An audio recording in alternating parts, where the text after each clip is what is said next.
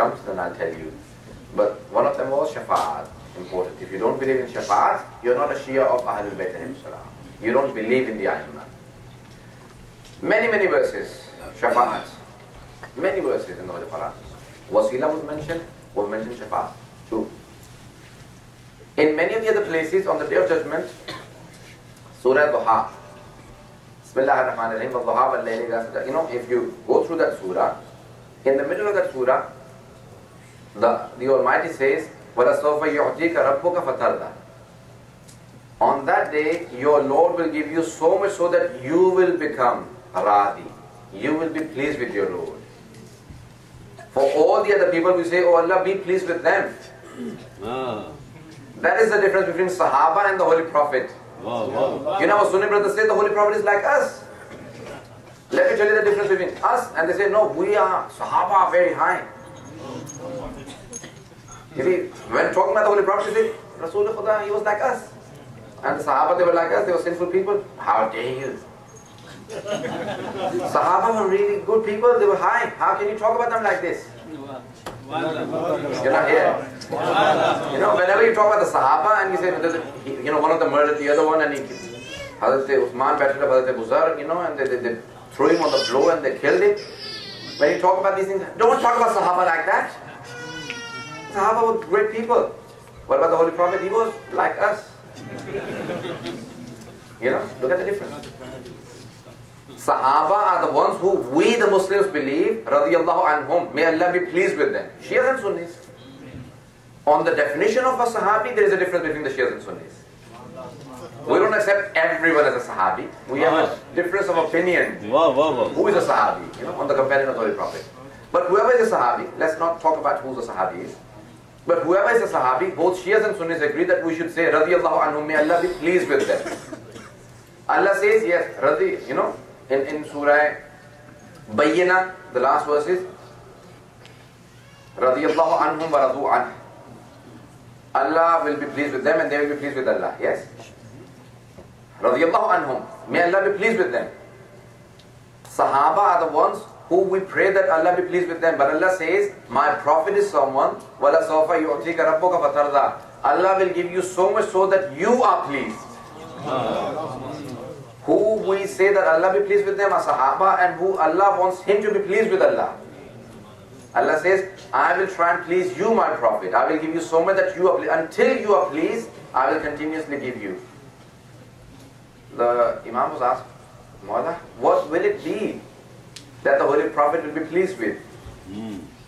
The paradise is for him, so Allah can't say, I'll give you the paradise. It's already for him. What is it that Allah will give to the Prophet that he'll be pleased with? He said, when he gives him the right of Shafa'at and says, the right of Shafa'at is yours, you have the right to do Shafa'at for anyone. Until he is pleased with the last person that he does Shafa'at with, Allah says, until you are pleased, I will continuously give you. That right will be with you until you are pleased. Yes, I'm satisfied. Now this is the last person that I wanted to take to the paradise. Shafa'at is for the Holy Prophet and the Aimma. Who will do the most Shafa'at on the Day of Judgment? Anyone? Janab Sayyid Astaana-e-Zehra. For the Shias?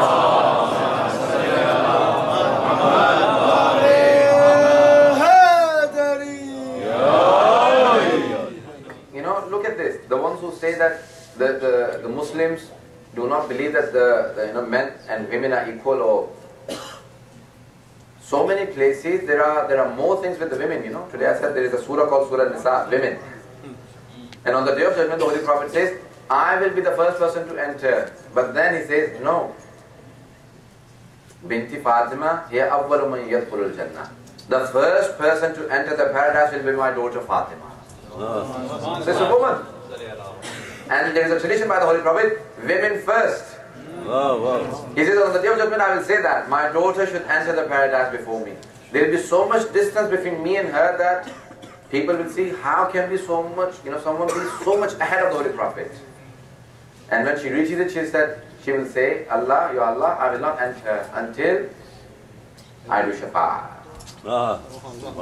Look at that, How can you not believe in someone who will do Shafa'at? If you do not believe in the one who does Shafa'at, then you will not be, they will not intercede for you.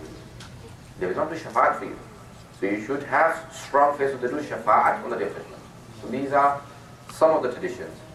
Now, Sunni brothers do believe that the Holy Prophet will do shafa'at. It is the Wahhabis who say that no, the Holy Prophet will not. It is your own actions that take you to the paradise. Our fourth Imam says, Allahumma amilna bi-fadlik wa la tu'amilna bi-adlik. Oh Allah, when you hold us accountable on the Day of Judgment, do not hold us accountable with your justice, because then we all will end up in the hellfire. Oh Allah, on the Day of Judgment, hold us accountable with your mercy. Anyone who enters the paradise will enter the paradise with Allah's mercy, and not because of Allah's justice. Salah.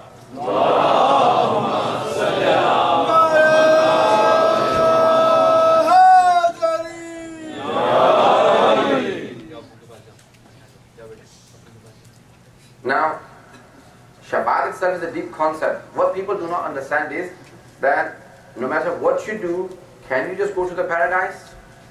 Everyone here? Is it because there are certain sins, if you do, after that the Imam al-Islam will not do Shabbat? There are certain sins. Some of them are, for example, like shirk, hopelessness from Allah's mercy, uquq walidain. There is one hadith that says that people who have in their beard white hair appear and they continuously still do zina, the Imam says, I will not do shafaat for them. There are other, sins that the Imams have counted, and they said, yes, they will still be our shias, but these are the sins that I will not do shafaat. So they have actually mentioned 6 or 7 sins. But Allah subhanahu wa ta'ala says, He will forgive any sin except shirk. Duna dhalika, duna shirk, except for shirk, except for disbelief in Allah subhanahu wa ta'ala, He will forgive any sin. So any sin that He will forgive, the Prophet will have the right to do shafaat for that. The Imam would ask, Mawla, do you not have the right to do shafaat? He said, no, I do have the right even in that case to do shafaat. But I will choose whether to do shafaat or not. No. I will choose. And then he said, I will not. Mawla, when, in what case will you do shafaat? He said, if only and only if that person truly had repented and he was sorry for what he did. At that time, I will surely do shafaat for him. Even if he had committed that sin, then if he comes back to me, I will do shafaat. It's very important. Our belief in shafaat should be so strong, no matter what we do, we come back to the Aimam alayhi salam and say, oh Imam, O Prophet, intercede for us to the Imam alayhi salam, to the Almighty Allah. How? I had actually drawn for you a chart, if you remember. If you say that you ask them wasila or through intercession, if you ask them like tathlis, like Trinity, like the Christians do, draw a chart like this, a square, then it is not permissible. But if you ask them like in a prism, that you say that Allah is at the top, He has given to the Prophet and the Imam, Hazrat Fatima and others, so therefore you ask them not because you're taking them as independent gods, but because you're taking them as ones who take from Allah subhanahu wa ta'ala and give with His authority. They have vilayat. Even Hazrat Fatima when asked, Hazrat Abid al-Farasani says, Hiya waliyatullah, she has vilayat just like the Imam. So that is deep. That is something that we need to understand, and we should, when we're asking for wasila, we should understand whose presence we're in. If you don't understand that, there's no point trying to do shafaat and asking for wasila. No matter what problem you have, through wasila, through tawassul, it can be given to you. Sheikh Bahai is one of the most important ulama in the history of the Shia people, and he is buried in the Haram of Moulana Ali Raza Rizvi. He has said about dua tawassul, no matter what problem you have, recite it every morning continuously. When you get up in the morning without talking to another person, talk to your imams first, do dua tawassul, and then start your day. No matter what problem you have, if you recite it for every problem, any problem, inshallah it will be granted. Subhanallah. What's the difference between wasila and wasita? Ahsan. What is the difference between wasila and wasita? Wasita is an Urdu word for wasila. Wasila is an Arabic word. Now, when you make a connection, wasita is someone who is a connection between you